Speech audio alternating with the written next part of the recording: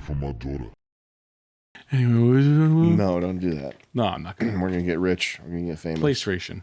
PlayStation. We're gonna buy PlayStations for all our friends, and Exactly. all our days are gonna be filled with driving each other's Porsches to each other's houses and just playing PlayStation. We're going to have no problem in playing GTA 6 forever. GTA 6 forever with PlayStations and laughs. Porsches. Apologies in advance for my grammar. You have touched on the topic of self-destructive behavior, in particular drug use, in various posts and Hyde Wars episodes, but would like to know if you were planning on making a Hyde Wars on the subject of drug use. I wanted to ask this, and because in my home country of the Netherlands, I see a lot of people around my age, 18 years old, getting hardcore up and blown out before they're even in their mid-20s by experimenting with shit like mushrooms, LSD, research chemicals, etc. I want to state that I'm not totally against every drug, but this has the potential to fuck your life up beyond recovery. I know your videos are targeted towards an American crowd, but in some cases, blah, blah, blah. What do we say about, what do you think about drug use? Do we have any advice? I don't know. I use mushrooms. Use mushrooms if you're anxiety. Start with the oxygen. Use swag. Start with the orange swag, and then graduate to Work lavender. your way up. To lavender. Up the ladder. Like Lavender, you smoke concentration. weed. I smoke weed. I drink beers.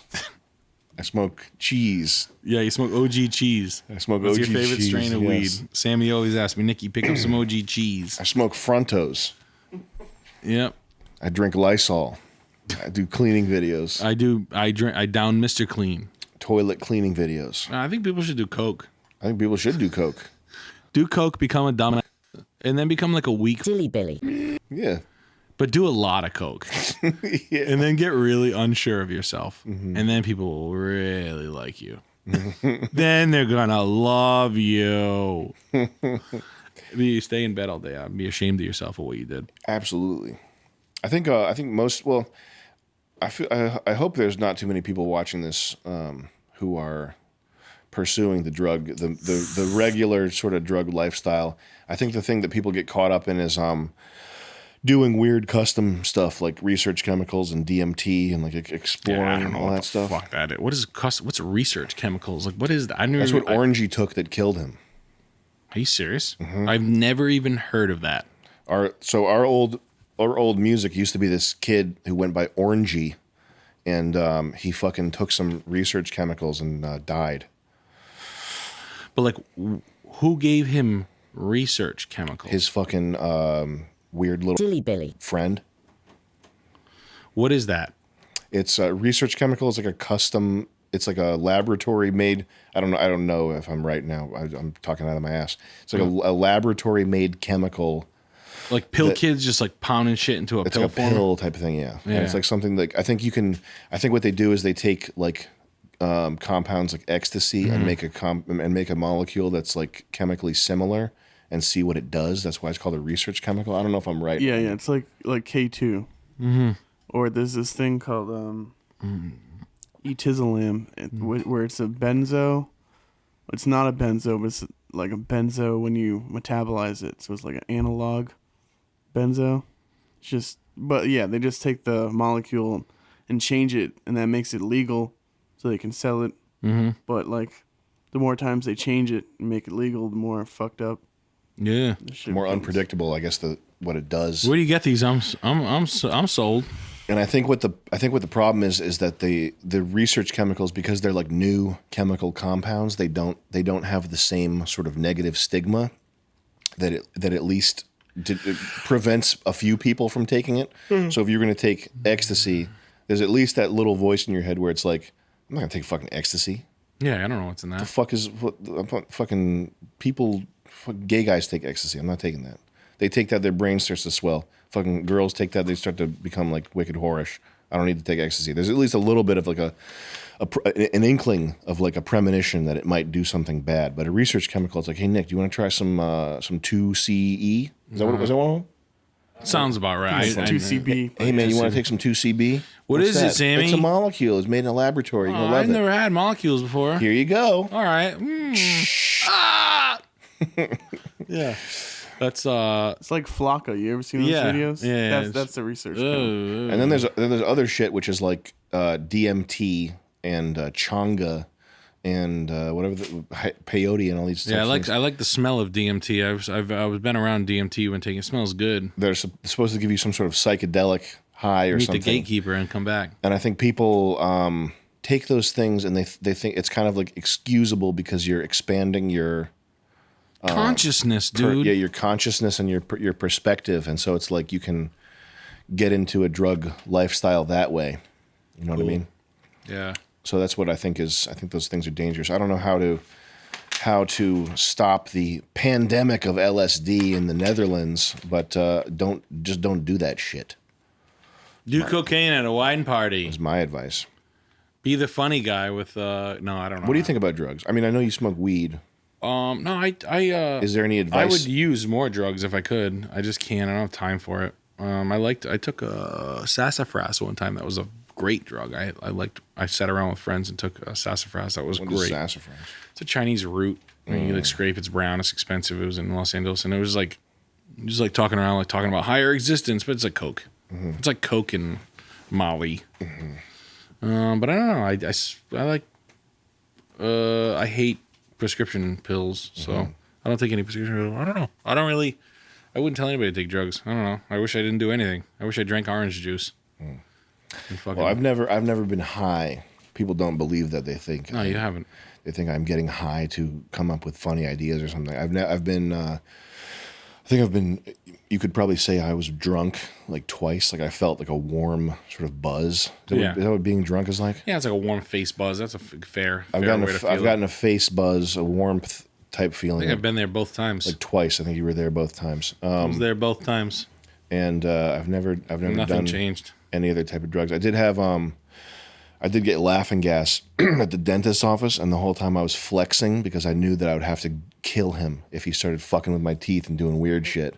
And so I didn't feel any sort of high type effects. When my daughter was born, they gave my wife laughing gas and it didn't work. She went in there. She was like this. I'm not going to take any drugs. She was probably flexing so hard because she knew that you have to kill them. She was like, she went in there like Sam. She's like, I don't need fucking drugs. She took every drug on the table. They were like, here's a line of Coke. She was like, oh God, blunt. She's smoking a blunt. She's taking the fucking epidural. She's fucking doing laughing gas. She's Steve-O on benzos on the Adam curl. Momo. It's like a doctor's like, you can't say that. She's like, no. Like she went in so strong. God bless her. I love her. So funny. Well, the reason why I'm like that is because my dad did a pretty good job of painting a picture of addiction when I was a kid. Because he was an alcoholic until I was 4 years old, and he just did a good job of educating me about what addiction can be like. And I know that I'm genetically predisposed to alcoholism on both sides. So it's just I've never ventured to fuck with it and see what happens. And I think the other thing is when people take DMT or whatever, and they see some type of other dimension or something. I think that a lot of people falsely attribute some type of significance to rewiring your brain, and I think that is probably. I will agree with you there. I think it's probably unhealthy to do that. I will agree with you. I tripped very hard on mushrooms. I've taken mushrooms probably 22 times, maybe. Maybe 16 times I've eaten mushrooms. I like mushrooms. I used to take them a lot. And I've had a trip that's so hard that I'm in the mega race game. Wow. And I'm like, dude, I'm never going back. Wow. I'm mega race. Wow. And in my head, I'm alone. And they call it the gatekeeper. It's all fake. That same gatekeeper told me I was going to die when I was 33. I lived from when I was 22 to 33 knowing, quote, knowing. And I remember taking it as fact. I remember thinking literally I was going to die when I was 33, but I was going to tell people a cool thing. That's what I thought the show was. I'm going to tell people a cool thing. I swear to God. I swear to God. Then I get to 33, 34, 35, 36, nothing happens. Nothing. So it's like I remapped my whole brain, but I saw the things, those fucking gates, and nope, it's all mesh. It's all this. It's all molecules, and I can fly through you. You can fly through me. We're interdimensional. All that Joe Rogan fucking shit. All that kind of shit. The door is not a door. It's this. It's a passageway. Breathing, arrows, down, venture, physics. You got the can there. Nope. Not. I sell cars. I sell cars. Mercedes-Benz leases. Pay for my children. Oh my god. Nothing's ever changed. And I really don't want to give it any more gravity than I've already given it in the last like decade of my life, and when I was like 23 or 30. Where I was like, this dude doesn't matter, it's all like molecules, dude. It fucking sucks.